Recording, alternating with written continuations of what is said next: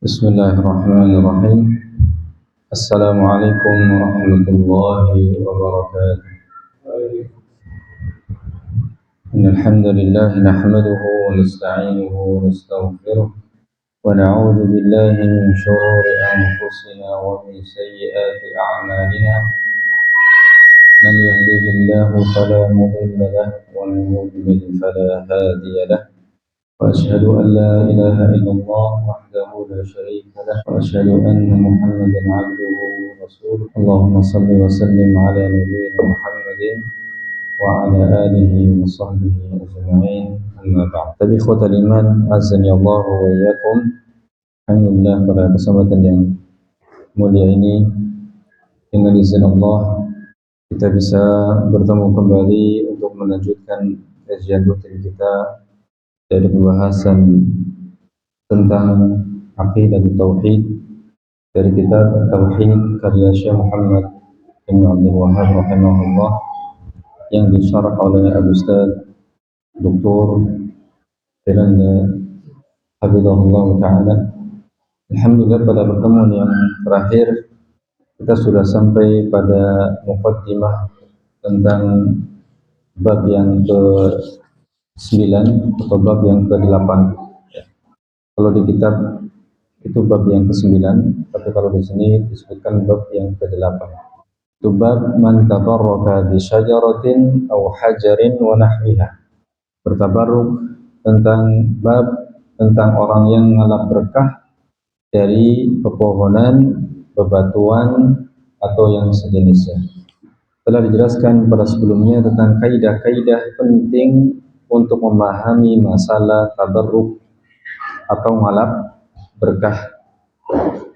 Sehingga dengan kita mengetahui kaidah-kaidah yang telah kita sampaikan, kita bisa membedakan atau bisa mengetahui mana ngalap berkah yang disyariatkan dan mana ngalap berkah yang tidak disyariatkan. Ya. Karena dalam Islam itu betul ada keberkahan. Ya. Ada istilahnya mencari keberkahan. Akan tapi itu harus didapatkan dengan aturan Allah Subhanahu wa taala dan Rasulnya sallallahu alaihi wasallam. Ya. Bab man tabarraka bi syajaratin aw hajarin wa nahwiha. Bab tentang ngalap berkah dengan pepohonan dan bebatuan dan yang semisalnya. Ya. Telah dijelaskan daripada maksud bab ini, ya. Maksudnya adalah bagaimana hukum seorang yang mencari berkah atau ngalap berkah dengan pohon dan batu. Di sini penjelasan bagaimana hukum seseorang yang mencari atau ngalap berkah dengan pepohonan dan batuan dan yang semisalnya. Maka ini hukumnya adalah perbuatan syirik atau minimal perbuatan bid'ah, sesuatu yang tidak pernah dicontohkan oleh Rasulullah sallallahu alaihi wasallam dan juga kemudian tidak pernah dicontohkan oleh para sahabat radhiyallahu taala anhum ajma'in. Karena para sahabat adalah manusia yang paling ittiba' kepada Rasulullah sallallahu alaihi wasallam. Ya. Kemudian Syekh menyebutkan dua dalil. Ya. Dalil yang pertama, firman Allah Subhanahu wa taala, "Afara'aytumul Lata wal Uzza wa Manata tsalisata al-ukhra, alakumudz dzakaru wa lahul untha, tilka idzan qismatun dhiza, in hiya illa asma'un sammaytumuha antum wa aba'ukum ma anzalallahu biha min sultan." In yattabi'una illa dhanna wa ma tahwa al-anfus wa laqad ja'ahum min rabbihimul huda. Maka apakah patut kalian, hai orang-orang musyrik, hai kaum musyrikin, menganggap Lata, Uzza dan Manat yang ketiga? Apakah patut untuk kamu anak laki-laki dan untuk Allah anak perempuan? Yang demikian itu adalah tentulah suatu pembagian yang tidak adil. itu tidak lain hanyalah nama-nama yang diada-adakan oleh kalian dan bapak-bapak kalian atau kakek moyang kalian. Allah tidak menurunkan suatu keterangan pun untuk menyembah berhala-berhala tersebut.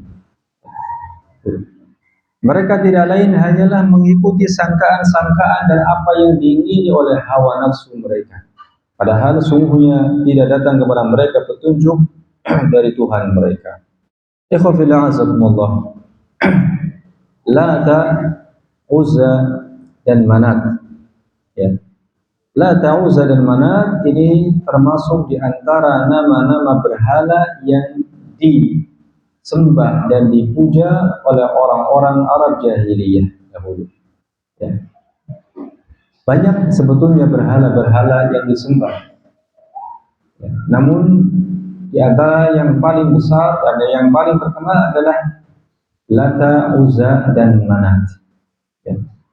Adapun Lata, yaitu dengan membaca tanpa mentasydidkan huruf ta, Al-Lata, sebagaimana pada ayat yang kita baca tadi. Ya. Ini adalah sebuah batu putih yang dipahat. Sebuah batu putih yang dipahat, kemudian dibangunkan rumah padanya dengan sitar atau kain yang menutupinya. Jadi sebuah batu putih, kemudian dibangunkan rumah yang ada sitar atau kainnya sebagai penutup. Ya. Dan demikianlah yang dilakukan oleh orang-orang yang mengkeramatkan sesuatu. Ya. Apakah itu kuburan ataupun yang lainnya, itu akan dihias dengan sedemikian rupa, dan itu telah dilakukan oleh kaum musyrikin dahulu. Ya. Dan kemudian di sana ada para sadanahnya. Sadana itu juru-juru kunci. Ya. Ada juru-juru kuncinya yang mengatur semuanya, yang merawatnya dan seterusnya. Ya. Dan Lata ini adalah sebuah berhala yang diagungkan oleh kabilah Saqif, ya, di kota Taif. Kabilah Saqif di kota Taif. Ya. Dalam sebagian qiraah dibaca dengan mentasydidkan huruf ta, Al-Lata. Ya. Dalam sebagian qiraah dibaca dengan mentasydidkan huruf ta, yaitu Al-Lata. Ya. Dan jika demikian, yaitu mentasydidkan huruf ta, ya, maka maknanya ini diambil dari nama seorang yang saleh, nama seorang yang baik, yang mana profesinya adalah membuat adonan makanan. Dari kata latta yaluttu. Latta yaluttu, ya, artinya membuat adonan. Ya, membuat adonan makanan, yang mana ini kemudian dibagi-bagikan kepada para jamaah haji. Ya. Maka kemudian orangnya disebut dengan Al-Latah. Ya. Seorang pengadon makanan yang dibagikan kepada para jamaah haji. Ada pula yang berpendapat bahwa nama asli Al-Latah, nama aslinya adalah Amir bin Az-Zahri. Ya. Namanya adalah Amir bin Az-Zahri. Ya. Amir Az-Zahri yang merupakan penguasa Arab pada zamannya, yang mana keputusannya ini tidak bisa ditentang oleh rakyat. Ya. Al-Imam Mujahid rahimahullah mengatakan tentang Al-Lata ini, kana yaluttus sawiq famat fa'akafu ala qabrih. Dahulu Lata ini adalah seorang yang biasa mengadon roti, kemudian dia meninggal. Setelah meninggal, ya, manusia pun melazimi atau menetapi kuburannya, untuk beribadah. Ya. Ini asal usul kemudian, ya, lambat laun kuburan tersebut menjadi sesembahan selain Allah Subhanahu wa taala. Ya. Artinya sikap ghulu, sikap berlebihan kepada seorang yang saleh ini bisa mengantarkan kepada perbuatan syirik, kepada perbuatan menyekutukan Allah Subhanahu wa taala. Dan ini telah terjadi pada zaman kaum Nabi Nuh alaihi salam. Ya, pada zaman kaum Nabi Nuh alaihi salam yang merupakan terjadinya kesyirikan yang pertama kali di muka bumi, yaitu disebabkan karena sikap berlebihan kepada orang-orang soleh. Maka ini harus kita waspadai, ya, harus kita waspadai. Rasulullah Shallallahu Alaihi Wasallam telah mengatakan, "Iyyakum wal ghulu, fa innama ahlaka man kana qablakumul ghulu." Jauhi oleh kalian sikap berlebihan, karena sikap berlebihan adalah sesuatu yang telah menghancurkan orang-orang terdahulu. Ya. Kemudian yang kedua, Al-Uzza. Ya. Al-Uzza. Al-Uzza ini adalah pohon, sebuah pohon yang dibangunkan rumah padanya. Ini sebuah pohon kemudian dibangun rumah, ya, dan diberikan kain atau sitar, sama seperti tadi, ya. Seperti Lata dalam makna sebuah batu putih yang dibangunkan rumah dan kemudian dikasih apa? Sitar atau kain. Ya. Dan Uzza ini terletak di Nakhlah. Nakhlah ini adalah antara kota Madinah dan Mekah. Terletak di antara kota Madinah dan Mekah. Dan ini diagungkan oleh kaum Quraisy. Kalau tadi Lata diagungkan oleh kabilah Thaqif di Taif. Ya. Kalau ini diagungkan oleh kaum Quraisy. Ya. Kemudian Al-Manat, yang ketiga Al-Manat, yaitu berhala yang terletak di Musallal di Qudayd, yang juga terletak antara Makkah dan Madinah, yang juga terletak di antara Makkah dan Madinah, tapi lebih dekat kepada Madinah. Ya.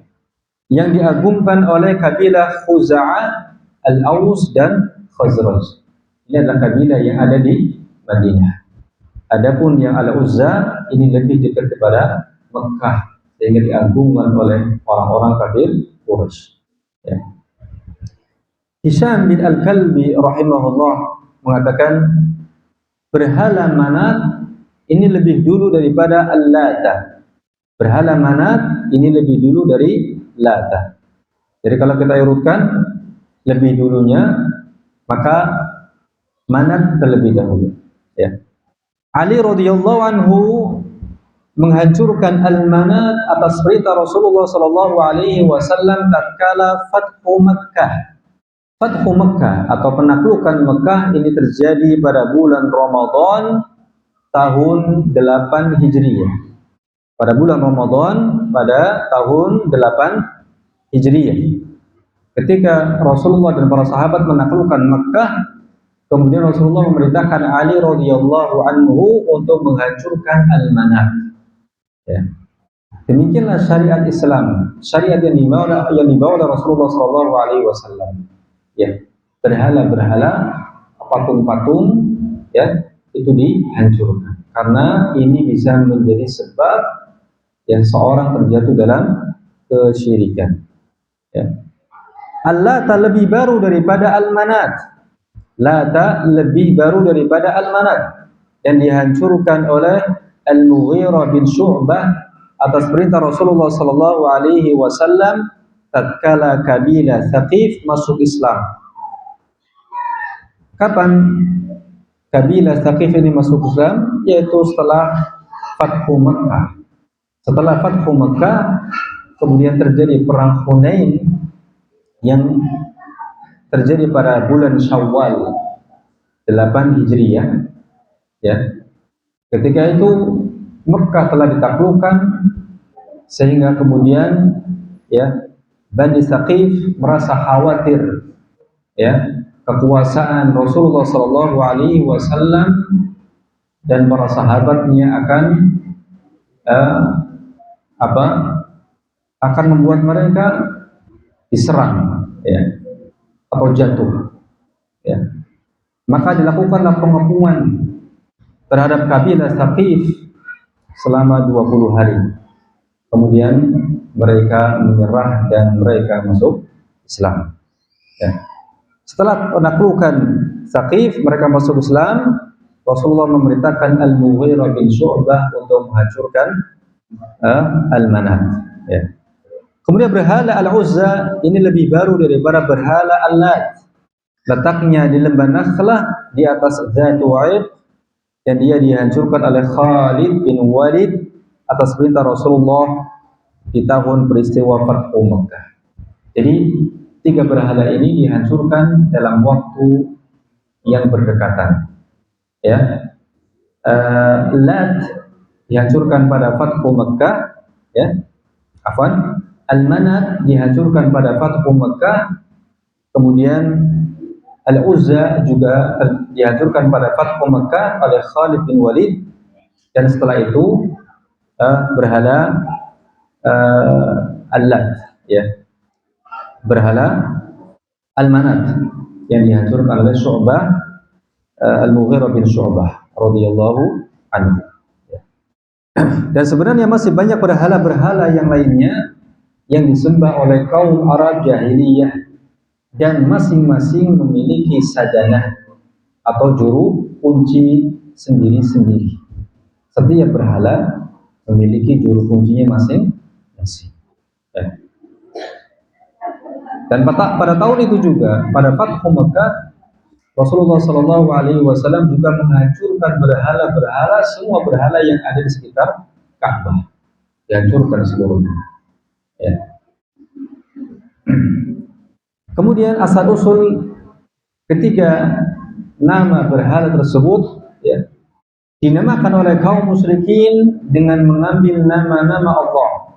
Menurut salah satu pendapat bahwa berhala-berhala, 3 berhala tersebut, ya, dinamai oleh kaum musyrikin dengan mengambil nama-nama Allah, akan tetapi ditakniskan atau dibuat dengan sighah muannats. Ya. Karena mereka mengklaim, meyakini bahwasanya bagi Allah Azza wa Jal anak-anak perempuan, dan bagi mereka anak-anak laki-laki. Padahal mereka tidak menyukai anak perempuan, tapi mereka menyandarkan anak perempuan kepada Allah Subhanahu wa Ta'ala. Ya. Al-Lata berasal dari Allah, dari nama Allah menjadi Lat. Ya. Al-Uzza berasal dari Al-Aziz, ya, dan Al-Manat berasal dari Al-Mannan. Allah, Al-Aziz, Al-Mannan, ini semua adalah nama-nama Allah. Dan ini disebutkan dalam kitab Fathul Majid. Ya. Ada juga yang mengatakan bahwa penamaan Manat berasal dari banyaknya darah persembahan yang tertumpah. Ya, itu Yumna.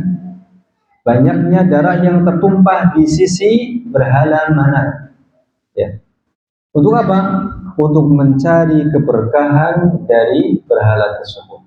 Jadi banyaknya korban darah yang dipersembahkan untuk berhala tersebut, sehingga kemudian disebut dengan Al-Manat. Ada yang berpendapat demikian. Ya. Mereka semua mengklaim, ya, bahwa berhala-berhala tersebut adalah putri-putri Allah Azza wa Jalla, putri-putrinya Allah Subhanahu wa Ta'ala. Jadi kaum musyrikin itu juga menisbatkan adanya anak untuk Allah. Hanya saja kalau kaum musyrikin yang dinisbatkan kepada Allah adalah anak-anak perempuan.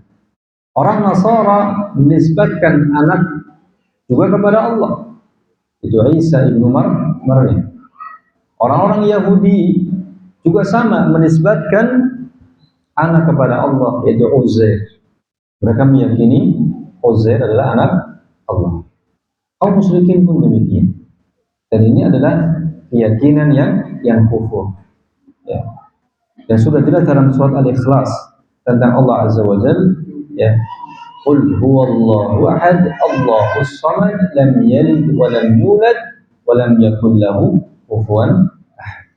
Dan lebih lancangnya kaum musyrikin ketika mereka menisbatkan menisbatkan anak perempuan kepada anak Allah Azza wa Jalla adalah Mereka tidak menyukai anak perempuan, tapi ini kemudian dengan lancangnya dinisbatkan kepada Allah.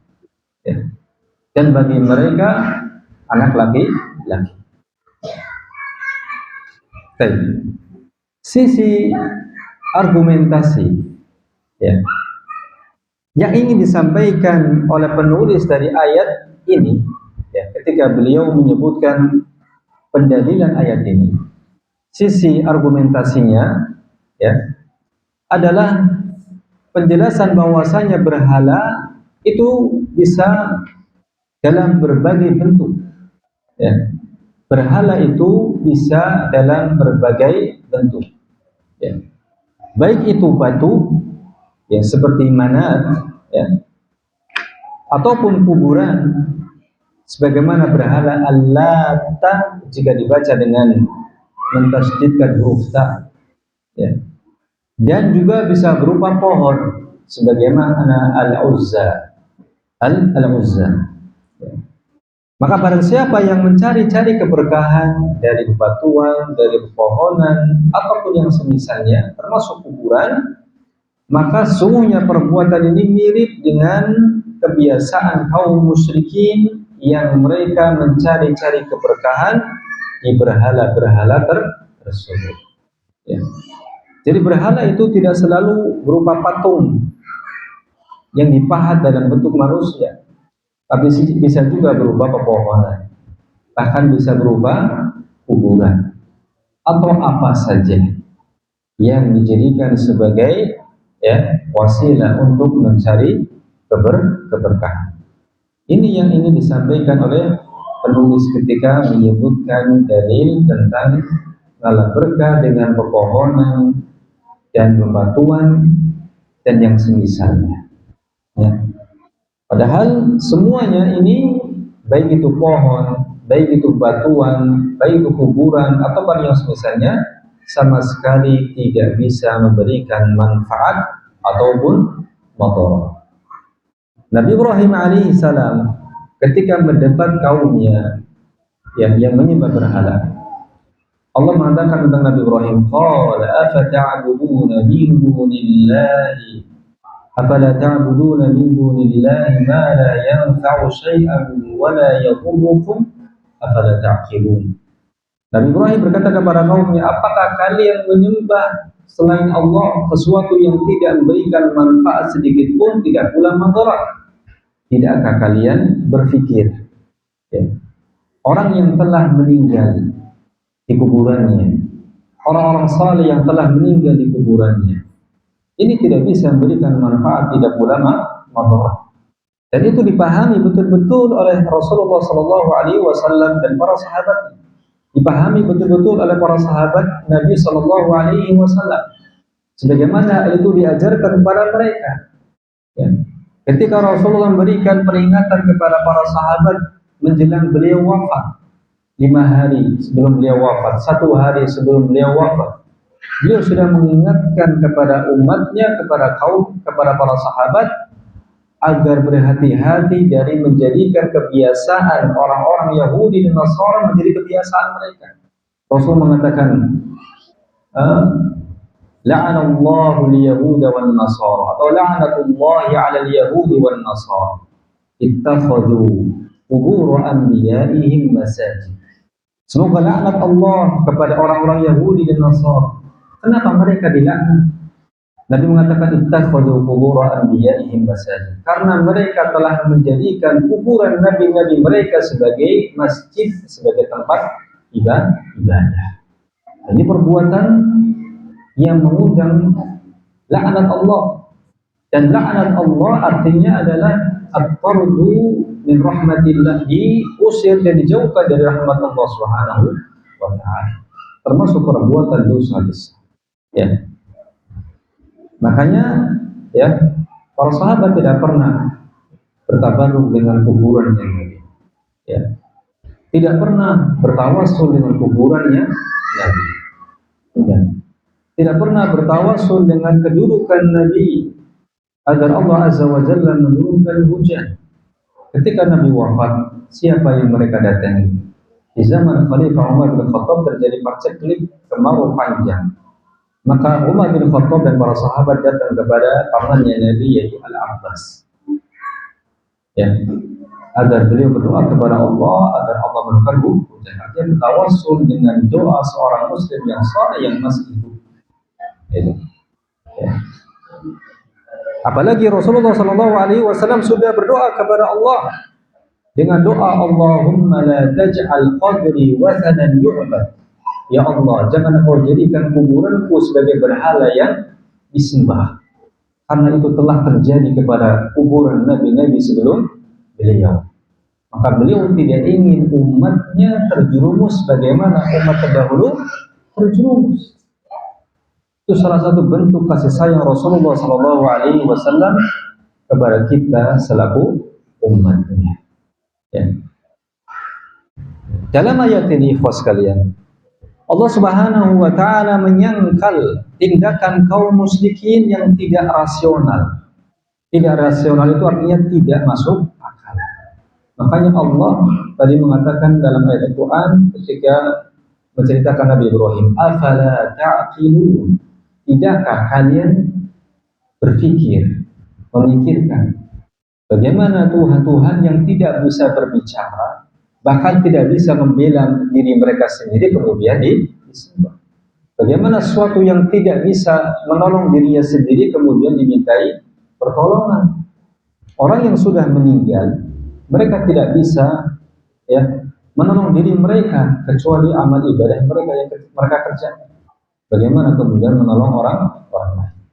Ya. Kenapa tidak rasional? Karena mereka menyembah ketiga berhala yang tidak dapat mendatangkan manfaat, tidak pula dapat menolak madarat. Ya. Allah Subhanahu wa taala mencela tindakan zalim mereka. Ya. Karena mereka memilih untuk diri mereka sendiri jenis yang baik menurut mereka, yaitu anak laki-laki, dan memberikan untuk Allah Subhanahu wa taala jenis yang buruk dalam anggapan mereka, yaitu anak perempuan.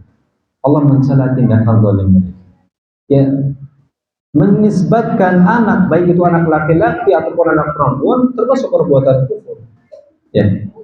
Tapi Allah Azza wa Jalla di sini, ya, menyindir kepada orang-orang kafir Quraisy yang mana mereka tidak suka dinisbatkan kepada mereka anak perempuan, tapi kemudian diberikan kepada Allah, dinisbatkan kepada Allah Subhanahu wa taala.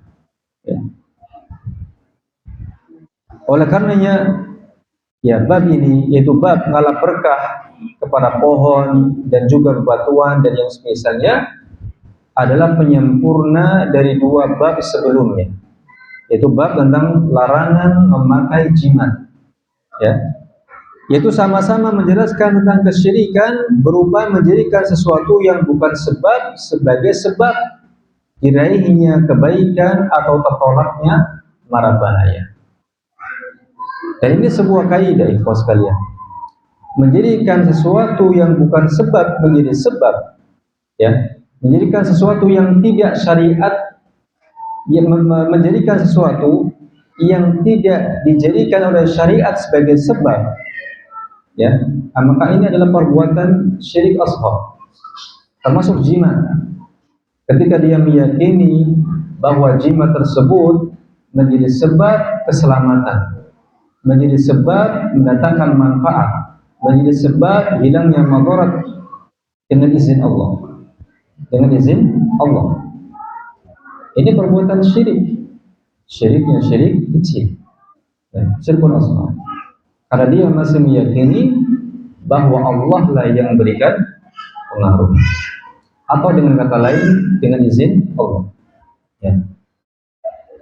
Pun demikian di sini, ya, menjadikan sesuatu yang tidak dijadikan oleh syariat sebagai sebab, yaitu dalam rangka mencari keberkahan. Keberkahan itu ada dalam Islam, tapi harus ditempuh dengan sebab-sebab yang syar'i. Ya. Maka dari sini kita bisa perinci hukumnya.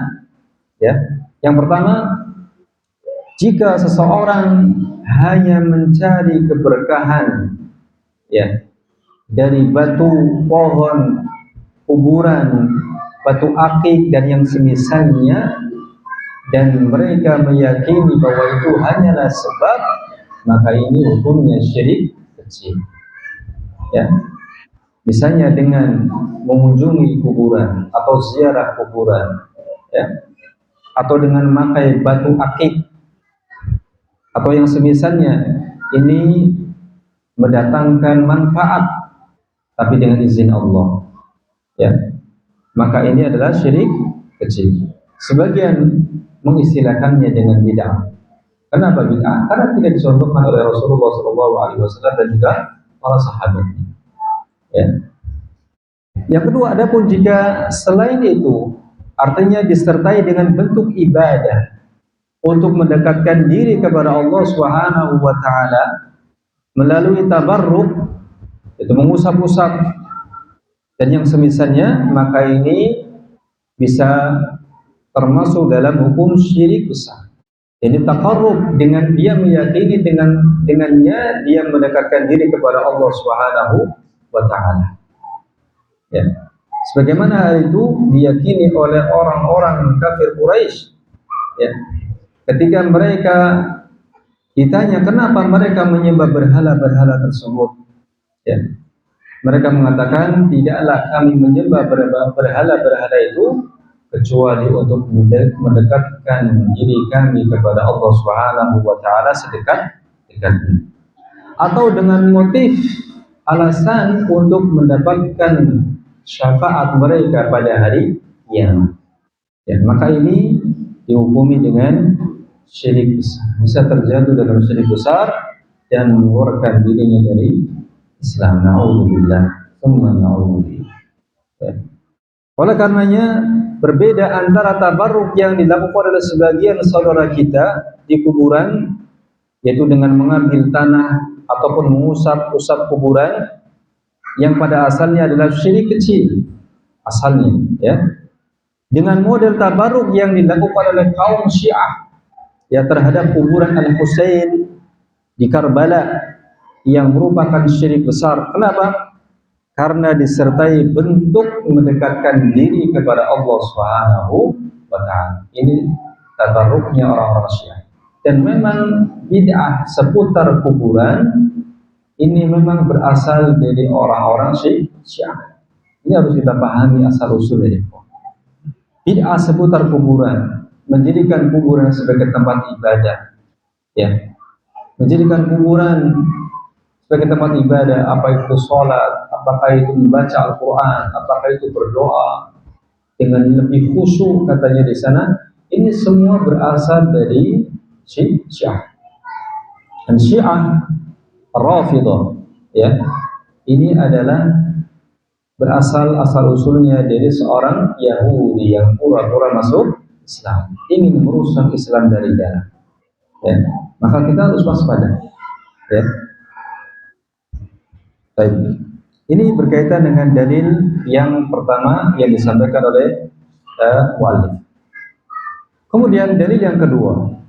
Dalil yang kedua, Abu Waqid Al-Laitsi menuturkan, suatu ketika kami berangkat bersama Rasulullah menuju Hunain.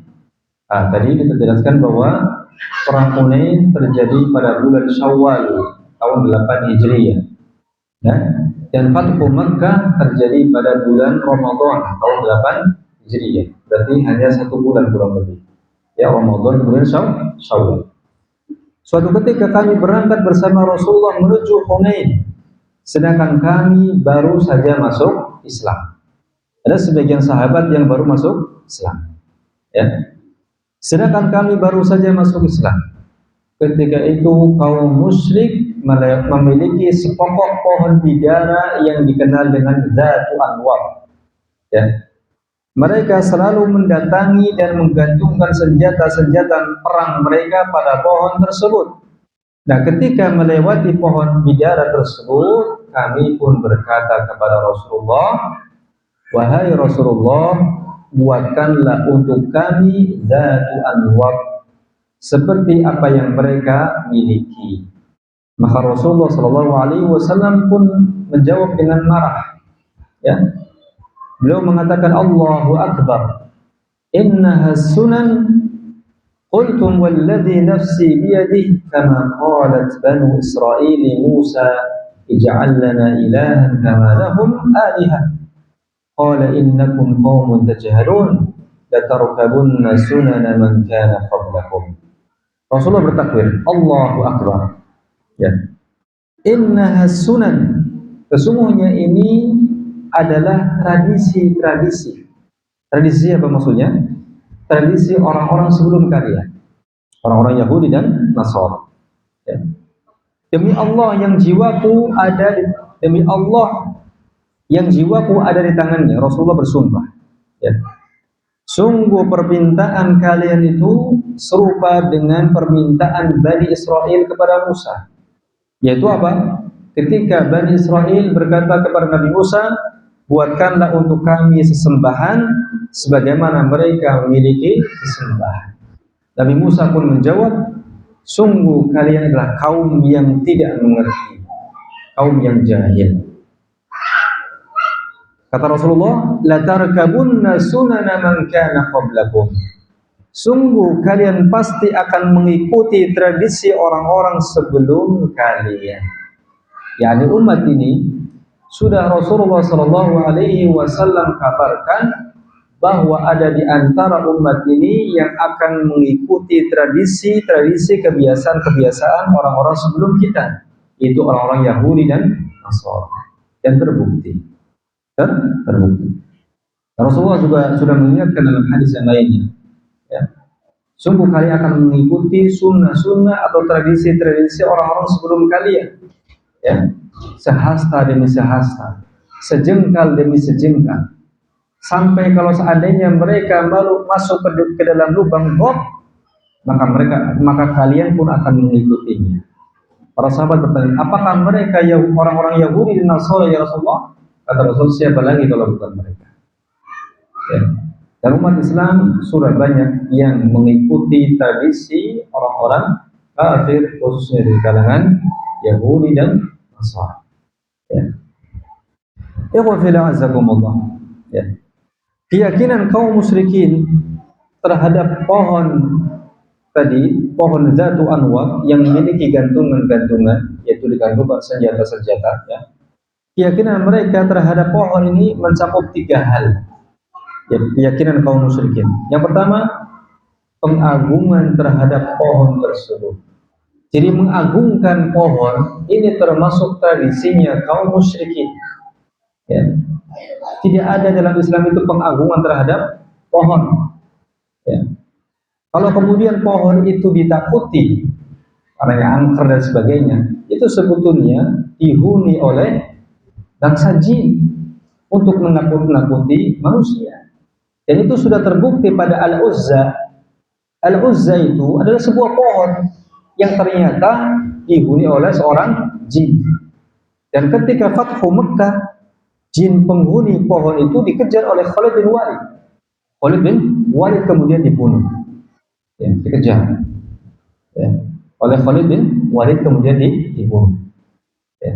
Jadi tidak ada dalam Islam itu, ya, mengagungkan pohon, ya, pohon keramat dan semacamnya, tidak ada. Ya, ini adalah kebiasaan kaum musyrikin. Kemudian keyakinan mereka yang kedua adalah melazimi itu menetap, suka melazimi atau menetapi duduk-duduk di sekitar pohon untuk beribadah. Ya, duduk-duduk di sekitar pohon untuk apa? Beribadah. Apakah itu dengan memberikan sesajen, ya, dan semacamnya. Ini semua bukan dari Islam. Ya. Kemudian keyakinan yang ketiga tentang pohon tersebut adalah penggantungan senjata-senjata di pohon itu. Apa tujuannya? Agar keberkahan pohon tersebut berpindah ke senjata-senjata mereka, sehingga lebih ampuh dan mematikan saat digunakan untuk berperang. Itu yang diyakini oleh kaum musyrikin. Ya, digantungkan di pohon itu. Ya, biar lebih ampuh, biar lebih tajam, ya, untuk apa? Berperang. Nah, 3 perkara inilah yang membuat mereka terjerumus dalam syirik akbar. Dalam syirik akbar. Syirik besar. Ya. Kenapa? Karena ketiganya adalah perbuatan yang mengandung makna peribadatan yang seharusnya hanya diperuntukkan untuk Allah Subhanahu wa taala.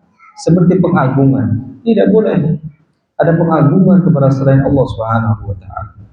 Ya. Dan para sahabat yang baru masuk Islam ketika itu, ya, tidak menyangka bahwa permintaan mereka merupakan kesyirikan karena kejahilan mereka. Ya. Tapi syiriknya syirik kecil, ya. Syiriknya syirik kecil. Adapun yang dilakukan oleh kaum musyrikin terhadap Dzatu Anwat, ini syiriknya syirik besar. Ya. Akan tapi Rasulullah Shallallahu Alaihi Wasallam pun menegur mereka dengan keras, yaitu dengan apa? Dengan menyamakan permintaan mereka seperti permintaannya Bani Israel kepada Musa alaihi salam ketika mereka meminta kepada Musa untuk dibuatkan Tuhan. Ya. Bani Israel kepada Nabi Musa alaihi salam untuk menjadikan bagi mereka sembahan selain Allah, sebagaimana kaum musyrikin yang menyembah banyak berhala, dan itu jelas merupakan kesyirikan yang besar. Ya. Sudah kan? Baik. Sudah. Muhammadan wasirata wal fadilah wa ba'athu maqaman mahmudan alladhi wa'atahu. Alhamdulillah, salatu wassalamu ala Rasulillah wa ala alihi wa sahbihi wa man wala, amma ba'd. Kenapa kaum musyrikin terjerumus dalam syirik akbar, ya, dengan bertabarruk kepada pohon Dzatu Anwat tadi? Ya. Terjatuhnya mereka dalam syirik akbar bukan hanya sekedar bertabarruk dengan pohon Dzatu Anwat, ya, tapi karena pengagungan mereka terhadap pohon tersebut. Adanya pengagungan terhadap pohon Dzatu Anwat, ya. Seakan-akan pohon tersebut memiliki ruh, yang bisa mendekatkan diri mereka kepada Allah Subhanahu wa taala. Nah, ini yang menjadikan mereka terjerumus dalam syirik akbar. Ya. Ini sama dengan berhala Al-Uzza. Sama juga dengan berhala Al-Uzza, yang dia adalah sebuah pohon. Ya. Dan ternyata setelah ditebang oleh Khalid bin Walid atas perintah Rasulullah SAW, ditemukan bahwa pohon tersebut selama ini dihuni oleh seorang jin. Ya. Jin tersebut menunggu pohon ini. Ya. Nah, perbuatan ini mirip dengan orang-orang yang mengusap-usap kuburan atau besi-besi dinding atau pagar kuburan. Perhatikan, dengan keyakinan bahwa penghuni kubur tersebut bisa mendatangkan manfaat dan menolak madarat. Dengan keyakinan bahwa penghuni kuburan tersebut bisa mendatangkan manfaat atau menolak madarat dengan mengusap-usap dindingnya atau dengan mengusap-usap nisannya atau apapun itu, disertai dengan keyakinan bahwa penghuni kuburan tersebut bisa mendatangkan manfaat atau menolak madarat. Maka ini adalah syirik besar. Ya.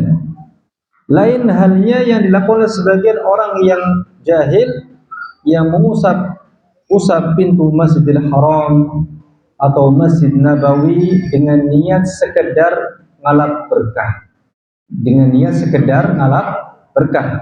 Maka ini hukum asalnya adalah syirik asghar. Ya. Pun demikian pada kuburan tadi, jika dia meyakini bahwasanya mengusap-usap kuburan itu hanya untuk ngalap berkah, tidak ada keyakinan bahwa penghuni kuburan itu bisa mendatangkan manfaat atau madarat, maka ini syirik asghar, syirik kecil. Tapi kalau sudah meyakini bahwa penghuni kuburan tersebut bisa mendatangkan manfaat atau menolak madarat, maka ini sudah seperti keyakinannya kaum musyrikin. Ya. Adapun jika selain sekedar bertabarruk, yakni mereka meyakini bahwa pada tiang masjid ada ruh misalnya, pada tiang masjid ada ruh orang saleh, atau tiang tersebut dibangun di atas kuburan orang saleh, maka dengan mengusap dengan mengusap tiang tersebut, maka ruh orang saleh tersebut akan memberikan manfaat atau menolak madarat atau mendekatkan diri mereka kepada Allah. Maka status perbuatan ini menjadi syirik besar. Jadi perbuatan yang sama, akan tapi keyakinannya berbeda, maka hukumnya berbeda. Ya. Sama-sama mengusap tiang masjid misalnya, tapi hanya meyakini sebagai sebab alat berkah, tidak meyakini bahwa tiang tersebut ada orang salehnya misalnya, atau tiang tersebut dibangun di atas kuburan orang saleh. Kemudian dengan sebab tersebut orang saleh itu bisa memberikan manfaat atau menolak madarat, maka ini bisa terjatuh dalam syirik besar. Ya. Ya. Beberapa faedah yang bisa kita ambil dari hadis ini. Yang pertama, buruknya kejahilan, buruknya kebodohan. Ya. Abu Waqid Al-Laitsi radhiyallahu anhu baru saja masuk Islam dan belum sempat mempelajari akidah dengan lebih detail. Ya. Akhirnya beliau meminta kepada Rasulullah SAW sesuatu yang ternyata merupakan kesyirikan. Ya. Nah, ini juga bukti yang akan pentingnya belajar akidah dan juga mempelajari tentang kesyirikan. Urgensi mempelajari akidah, mempelajari kesyirikan secara mendetail, secara terperinci. Ya. Nah, tidaklah para penyembah kubur itu terjerumus ke dalam kesyirikan kecuali karena kebodohan. Ya. Banyak di antara mereka justru menyangka bahwa meminta kepada penghuni kubur adalah bagian daripada agama. Allahumma musta'an. Ya.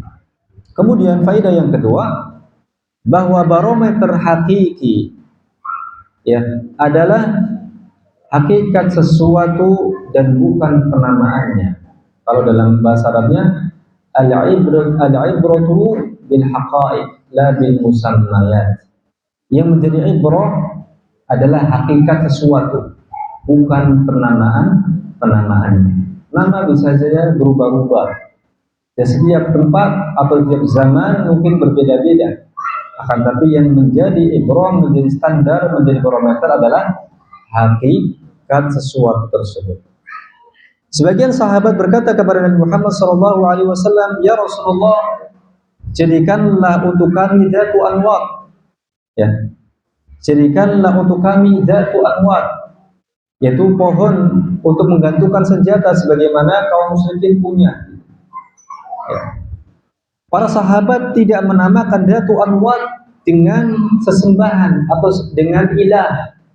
Ya. Tidak menamainya dengan sesembahan atau ilah. Akan tapi Rasulullah SAW tetap menyamakannya dengan perkataan Bani Israel kepada Nabi Musa. Ya.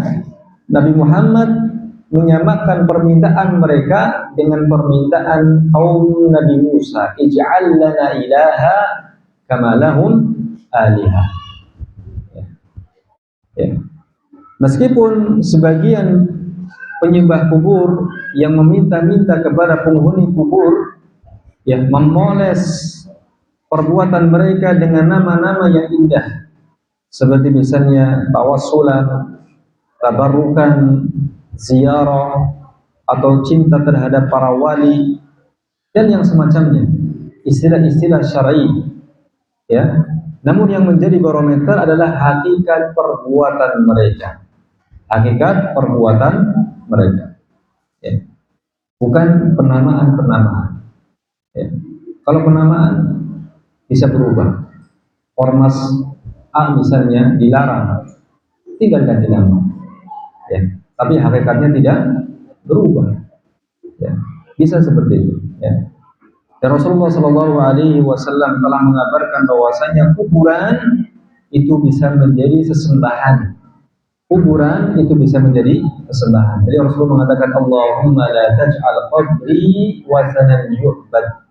La'anallahu qauman ittakhadhu qubur anbiya'ihim masajid. Ya Allah, jangan Engkau jadikan kuburanku sebagai berhala yang disembah. Allah melaknat kaum yang telah menjadikan kuburan nabi-nabi mereka sebagai masjid, yaitu sebagai tempat ibadah. Ya, jelas sekali hadisnya. Dan ini hadis yang sahih dari riwayat Imam Ahmad. Ya. Ini menunjukkan bahwa mencari keberkahan dengan kuburan adalah menjadikannya sebagai berhala yang disembah selain Allah Subhanahu wa taala. Ya. Dan syaitan itu menggoda, ya, mengajak manusia dengan cara pelan-pelan, Pak. Pelan-pelan. Ya, pelan-pelan. Awalnya tidak diajak untuk meminta. Awalnya hanya untuk ala berkah. Menjadikannya sebagai sebab. Isyarat untuk terjatuh dalam perbuatan syirik asghar. Tapi lama kelamaan syaitan tidak akan berhenti di situ. Syaitan akan terus membisikkan kepada kaum muslimin agar mereka terjatuh dalam puncak dosa, yaitu syirik besar. Dan itulah kemenangan syaitan. Ya, dan syaitan itu bisa dari kalangan manusia dan juga jin. Hati-hati. Ya, hati-hati. Maka kita perlakukan kuburan, khususnya kenapa kita perlakukan kuburan? Karena ini menjadi sesuatu yang paling banyak terjadi. Ya. Kita perlakukan kuburan sebagaimana Rasulullah SAW memperlakukannya, yaitu menjadikan kuburan sebagai sesuatu untuk mengingatkan kita kepada akhirat. Dan kalaupun kita mengunjunginya sekedar untuk mendoakan orang yang meninggal, itu saja. Mendoakan orang yang meninggal dan untuk mengingatkan kita kepada akhirat, itulah dua tujuan daripada ziarah kubur. Artinya apa? Artinya tidak boleh dibeda-bedakan antara kuburan satu dengan kuburan yang lainnya. Jika ada pembedaan, maka di sana ada sesuatu yang salah. Ya, jika di sana ada pembedaan, maka di sini ada sesuatu yang keliru. Ya, ini yang harus kita perhatikan berkaitan dengan masalah ya kuburan. Ya, cukup dengan apa yang Rasulullah SAW sampaikan kepada kita tentang dua tujuan utama dalam kita ziarah kubur. Insya Allah kalau kita melakukan ziarah kubur dengan dua tujuan ini, mendoakan orang yang meninggal dan mengingatkan kita kepada akhirat, sudah insya Allah ziarah kubur kita akan menjadi ziarah kubur yang syar'i, yang bernilai pahala di sisi Allah Subhanahu wa taala. Jangan sampai kita melakukan sesuatu ya yang kita menganggapnya sebagai bentuk ibadah, sampai kemudian mendatangkan laknat Allah Subhanahu wa taala karena menjadikannya sebagai tempat beribadah. Ya. Demikian ikhwan, sampai sini dulu, insyaallah kita lanjutkan pembahasan dalil yang kedua ini pekan depan. Wassalamualaikum warahmatullahi wabarakatuh. Wa akhiru da'wana alhamdulillahi rabbil alamin. Wallahu ta'ala a'lam. Kita tutup membaca doa kafaratul majlis. Subhanakallahumma wa bihamdik, asyhadu an la ilaha illa anta, astaghfiruka wa atubu ilaik. Wassalamualaikum warahmatullahi wabarakatuh.